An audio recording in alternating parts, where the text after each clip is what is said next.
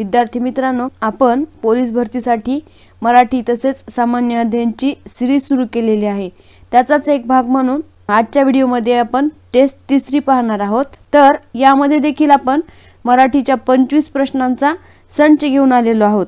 तर आपण प्रश्नांना सुरुवात करूया। पहिला प्रश्न आहे, स्वराज्याच्या शिलेदारांनी औरंगजेबावर मात केली आणि मात केली याला अधोरेखित केलेला आहे। आणि प्रश्न काय दिलेला आहे, या वाक्यातील अधोरेखित वाक्प्रचाराचा अर्थ सांगा। आणि पर्याय आहेत, हार स्वीकारली, मैत्री केली, विजय मिळविला, तह केला। आणि मात केली याचा अर्थ होतो विजय मिळविला। त्यानंतर दुसरा प्रश्न, मी शरीरबळ कमावण्याचा संकल्प करतो, या वाक्यातील प्रयोग ओळखा। पर्याय आहेत, कर्मणी प्रयोग, कर्तरी प्रयोग, भावे प्रयोग, यापैकी नाही। आणि याचं योग्य उत्तर आहे कर्तरी प्रयोग। त्यानंतर पुढचा प्रश्न, काळ ओळखा, एक लहानशी टुमदार माडी आहे।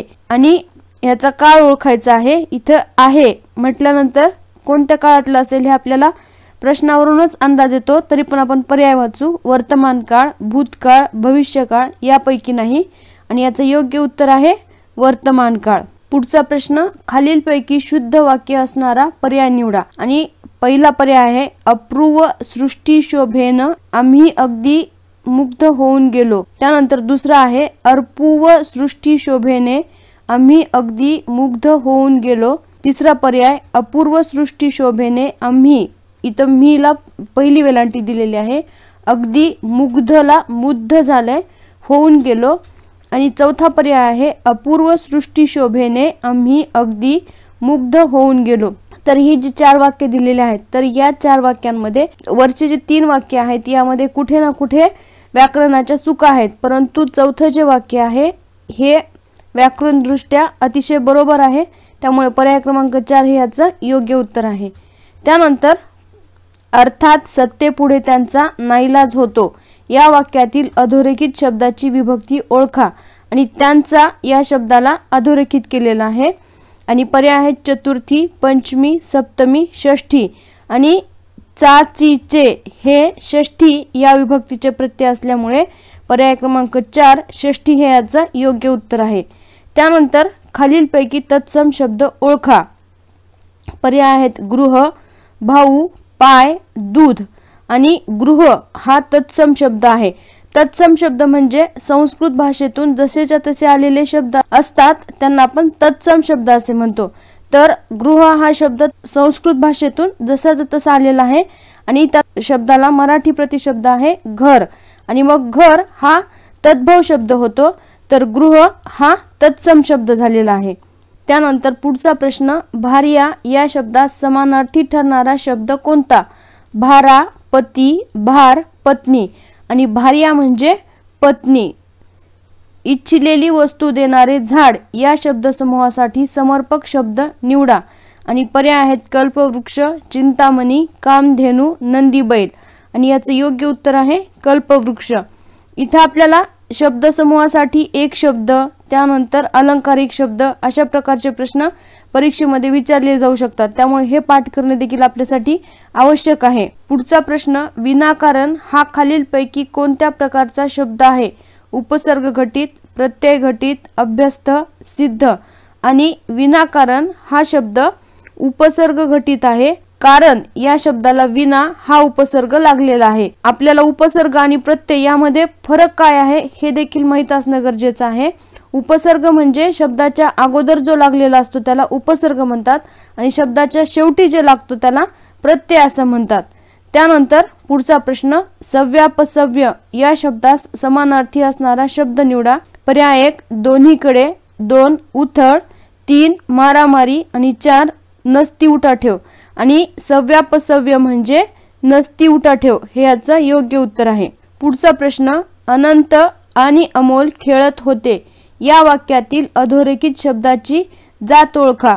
पर्याय आहेत, नाम, विशेषण, शब्दयोगी अव्यय, उभयान्वयी अव्यय। आणि हे उभयान्वयी अव्यय असल्यामुळे पर्याय क्रमांक 4 हे याचं योग्य उत्तर आहे। पुढचा प्रश्न, दिवाळीत पंत्या लावतात, या वाक्यातील अधोरेखित नामाचे वचन ओळखा। आणि पंत्या या शब्दाला अधोरेखित केलेला आहे आणि याचा आपल्याला वचन ओळखायचं आहे आणि पर्याय आहेत एकवचन, द्विवचन, बहुवचन यापैकी नाही। आणि पंत्या हा शब्द अनेक वचनातला असल्यामुळे बहुवचन हे याचं योग्य उत्तर आहे। पुढचा प्रश्न, समासाचे मुख्य प्रकार किती? पर्याय आहेत 2, 3, 4, 8 आणि समासाचे एकूण 4 प्रकार आहेत। त्यानंतर तुमच्या परीक्षा कधी सुरू होणार ही वाक्यरचना कोणत्या प्रकारची आहे? इथे आपण प्रश्न नीट पाहिला तर आपल्याला असं लक्षात येतं की प्रश्नाच्या शेवटी प्रश्नचिन्ह दिलेलं आहे, त्यामुळे आपल्याला प्रश्न पाहिल्यानंतरच अर्ध उत्तर तर आलेलं असतं, परंतु आपण पर्याय वाचून त्याचं योग्य उत्तर देणं अपेक्षित आहे।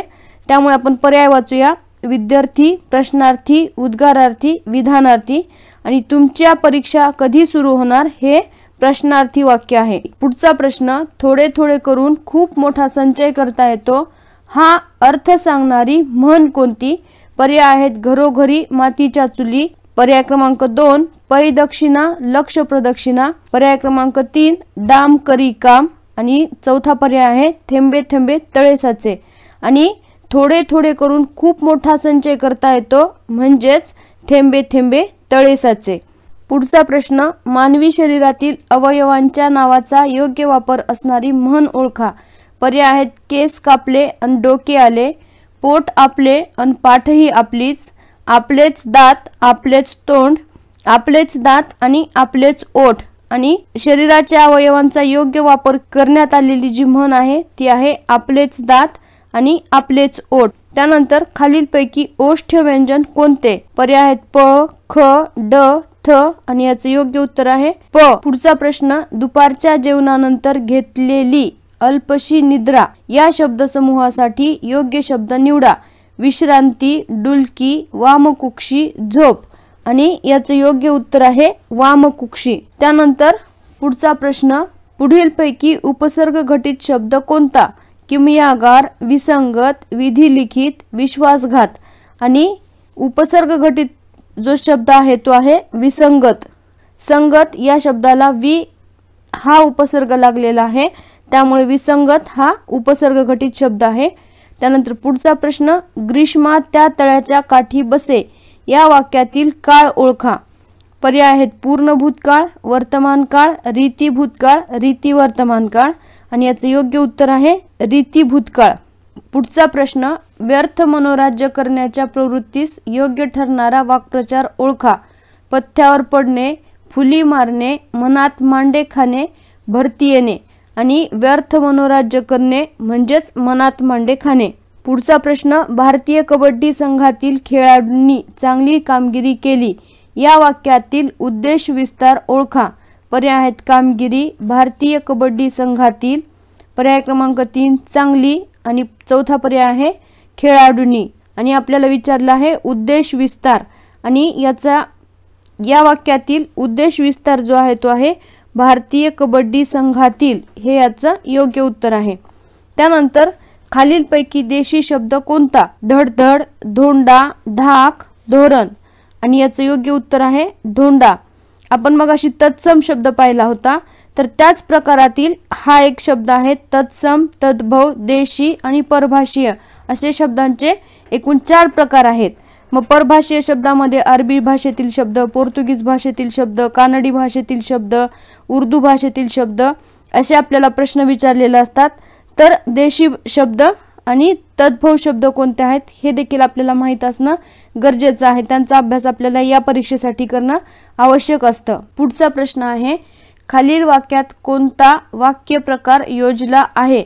आणि वाक्य आहे ढग एवढे गरजत आहेत तर कदाचित पाऊस येईल आणि पर्याय आहेत आज्ञार्थी, विद्यार्थी, संकेतार्थी, प्रश्नार्थी आणि याचे योग्य उत्तर आहे संकेतार्थी।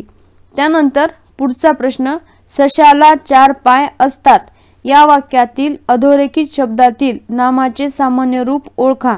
आणि सशाला या शब्दाला अधोरेखित केलेला आहे आणि याचा आपल्याला सामान्य रूप शोधायचं आहे आणि पर्याय आहेत ससा, सशा, सशीला, ससाला आणि याचं योग्य उत्तर आहे सशा। अशा प्रकारे आज आपण आपल्या परीक्षेच्या दृष्टीने महत्त्वाचे 25 प्रश्न पाहिलेले आहेत। जर आपल्याला हा व्हिडिओ आवडला तर लाईक करा, शेअर करा. तसेच आपण जर चॅनलला सबस्क्राईब केलं नसेल तर सबस्क्राईब करा. आणि जर आपल्या काही सूचना असतील तर आम्हाला कमेंट बॉक्समध्ये नक्की कळवा. धन्यवाद.